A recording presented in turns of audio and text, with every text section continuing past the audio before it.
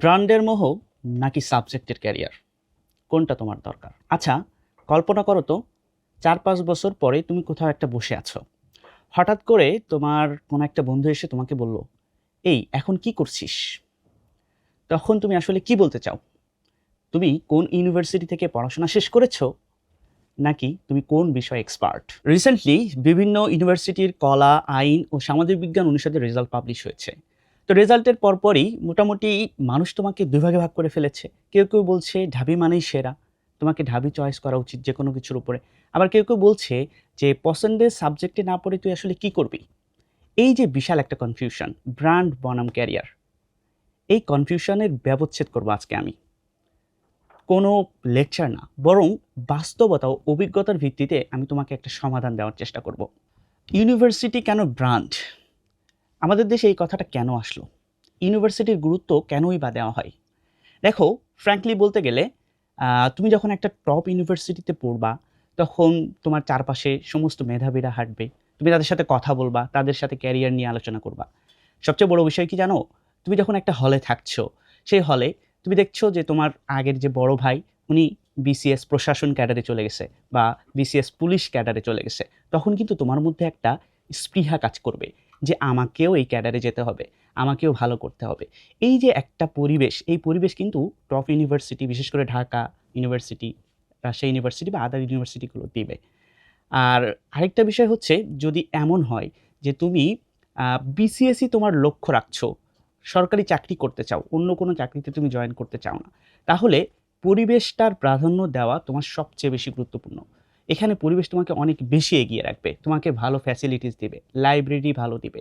তারপরে তোমাকে হচ্ছে বিভিন্ন যে এক্সট্রা কারিকুলার অ্যাক্টিভিটিসগুলো আছে সেগুলোর জন্য বেশি করে গড়ে তুলবে। এবার আসো, সাবজেক্টকে কখন প্রাধান্য দেওয়া উচিত?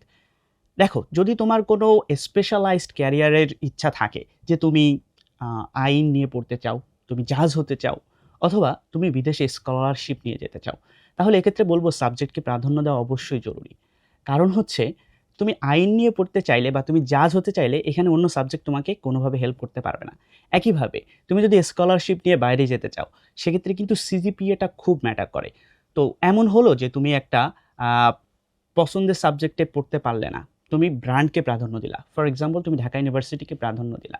তুমি এমন একটা সাবজেক্টে পড়লা, আসলে যে সাবজেক্টের নাম তুমি পূর্বে জানতে না। কিন্তু সবার কথা শুনে ঢাকা ইউনিভার্সিটিকে প্রাধান্য দিতে যেয়ে তুমি ওই সাবজেক্টে আসলে। বিশ্বাস করো, তোমার এই ৪-৫ টা বছর জেলের মতো কাটবে। তুমি কিছুই বুঝতে পারবে না। তুমি পড়াশোনায় মনোযোগও দিতে পারবে না। ফলশ্রুতিতে কি হবে? তোমার সিজি খারাপ হবে। এবং তোমার ওই যে বাইরে যাওয়ার ইচ্ছাটা, এটা কিন্তু একদম নিমিষেই শেষ হয়ে যাবে। এজন্য আমি বলব, যদি তোমার কোনো স্পেশালাইজড ক্যারিয়ার গড়ার ইচ্ছা থাকে কিংবা স্কলারশিপ নিয়ে বাইরে যাওয়ার ইচ্ছা থাকে, সেক্ষেত্রে তুমি তোমার পছন্দের সাবজেক্টকে গুরুত্ব দিবে ইউনিভার্সিটির উপরে। এতে তোমার ভালো হবে এবং তুমি পরবর্তীতে অনেকগুলো সুযোগ সুবিধা পাবে। তাহলে এতক্ষণ যা বললাম, চলো একটু কনক্লুশনে আসি। যদি তোমার ইচ্ছা থাকে যে তুমি সরকারি জব করবা বা তুমি বিসিএস দিবা, তোমার আর কোনো ইচ্ছা নাই, সেক্ষেত্রে তুমি ঢাকা ইউনিভার্সিটির যে মাঝের সাবজেক্টগুলো আছে সেগুলো যদি পাও, তুমি সেগুলো নিয়ে কন্টিনিউ করতে পারো, কোনো সমস্যা নেই। পরিবেশ এখানে খুবই গুরুত্বপূর্ণ বিষয়। বাট যদি তোমার ইচ্ছা থাকে যে তুমি বিদেশে স্কলারশিপ নিয়ে যেতে চাও, অথবা তুমি আইন নিয়ে পড়তে চাও, জাজ হতে চাও, সেক্ষেত্রে আমি বলবো যে তুমি যদি অন্যান্য ইউনিভার্সিটিগুলোতে এই সাবজেক্ট পাও, তুমি যেতে পারো। কেননা স্পেশালাইজড ক্যারিয়ার গড়ার জন্য অন্য কোনো সাবজেক্ট তোমাকে হেল্প করবে না। এবং সর্বোপরি একটা কেস স্টাডি করেছিলাম আমি, এবং সেই অভিজ্ঞতা যদি তোমাদেরকে বলি, আমি ৫ জনকে জিজ্ঞেস করেছিলাম যারা এখন তোমাদের বড় ভাই বিভিন্ন ইউনিভার্সিটিতে পড়তেছে, যে তোদের ক্ষেত্রে আসলে কি হয়েছিল, যে তোরা সাবজেক্টকে প্রাধান্য দিয়েছিলি নাকি ইউনিভার্সিটিকে প্রাধান্য দিয়েছিলি? বিশ্বাস করো, ৪ জন আমাকে বলেছিল যে আমরা সাবজেক্টকে প্রাধান্য দিয়েছিলাম। এবং আমার পরের কোয়েশ্চেন ছিল যে তোদের কি কোনো রিগ্রেট আছে? ওরা সবাই বলেছিল, ৫ জনের মধ্যে ৪ জনই বলেছিল আরকি, যে ওদের কোনো রিগ্রেট নেই। ওরা সাবজেক্ট নিয়ে ভালো আছে এবং তারা এখানে ইন্টারেস্ট পাচ্ছে এবং এনজয় করছে। আর একজন বলেছিল যে তার হচ্ছে ইউনিভার্সিটিতে প্রাধান্য দেওয়া ঠিক ছিল, উচিত ছিল। এখন তার এটা নিয়ে রিগ্রেট হয়। বাট ৪ জনও কিন্তু কি বলেছে? যে সাবজেক্টকে প্রাধান্য দেওয়া উচিত।